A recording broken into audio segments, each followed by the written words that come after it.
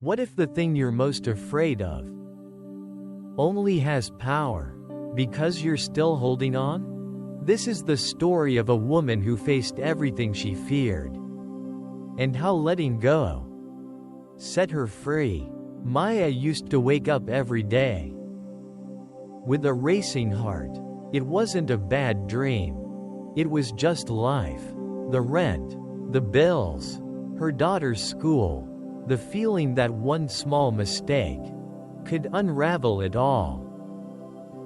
She smiled on the outside, but inside, she was always preparing for disaster. She had survived a painful divorce, worked 2 jobs, cried quietly into her pillow so her daughter wouldn't hear. But fear never left her. It followed her like a shadow. One day, on the subway, she saw an ad for a free meditation session. A local Buddhist center. She almost ignored it. Who has time to sit still when life is falling apart? But something in her whispered, "You've tried everything else." That weekend, she showed up, worn jeans, tired eyes. The room was silent. No phones, no advice, just breath. A monk in a saffron robe simply said, "You are not your fear. You are the sky. Fear is the weather." Maya didn't understand it, but something about the way he spoke felt like safety. She returned the next week, and the next. At home, the problems remained, but she was slowly changing. Instead of reacting, she breathed. Instead of panicking, she paused. One night, after a long shift, her daughter found her in the kitchen, eyes closed, palms open. "Mama, are you okay?" Maya opened her eyes and smiled. "I'm just learning how to be still." Weeks passed, and one day, the fear came back. Stronger. A pink slip at work. Rent overdue. A fever in her child. Maya felt the familiar grip. That tightness in her chest. But this time, she didn't run. She sat down, on the floor, next to the couch, and she whispered to herself, "This fear is a guest. Let it come. Let it go." She didn't fight it. She didn't analyze it. She breathed through it, and something incredible happened. The fear lost its teeth. It was still there, but it didn't own her. Later that week, the fever broke. A friend helped cover rent. She got a job interview. But those weren't the victories. The real victory was her peace. The fear hadn't left because life got easier. It disappeared because she stopped clinging. In Buddhism, fear is not a demon. It's a reaction, born from attachment, from craving, from illusion. We fear because we hold on. Hold on to control. Hold on to certainty. Hold on to the people and things we think will save us. And the tighter we cling, the more afraid we become of losing. The Buddha taught, from attachment arises grief. From attachment arises fear. But he who is free of attachment knows neither grief nor fear. Dhammapada, verse 213. This is not a call to apathy, but to awakening, to see clearly that fear arises, not from what is happening, but from what the mind believes should happen. Maya feared eviction, not because she was homeless, but because she feared becoming homeless. She feared losing her job, not because she had lost it yet, but because her mind created a future that hadn't even come. The Buddha called this dukkha, the unsatisfactory nature of existence. It's not just suffering, it's the anticipation of suffering. a restless mind, living in future tragedies that don't yet exist. How do we free ourselves?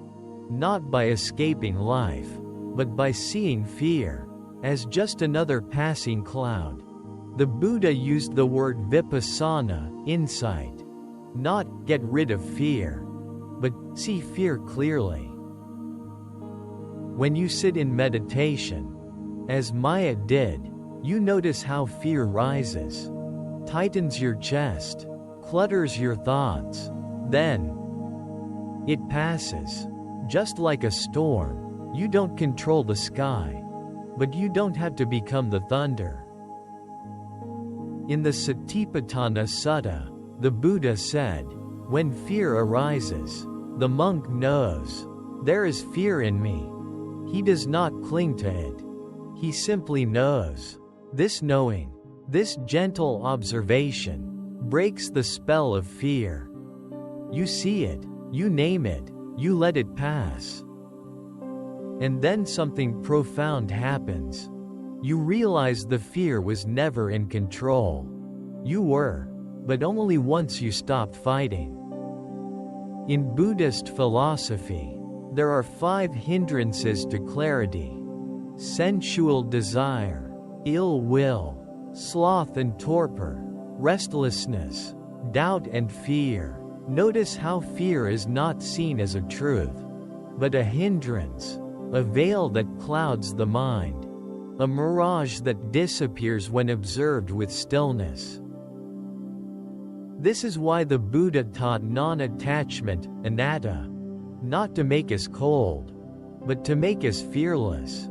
Because when you don't hold on, you don't fear loss. When you trust in the impermanence of all things, even fear, you find a strange peace. Letting go does not mean giving up. It means surrendering the illusion that we are in control of outcomes. We still act, we still love, we still care, but we do so with open hands, not clenched fists. Fear thrives in control. Peace lives in surrender. And surrender, in Buddhism, is not defeat. It is the first step toward liberation. So now, I want to speak to you. Not the version of you that smiles all day. Not the one who has it all together.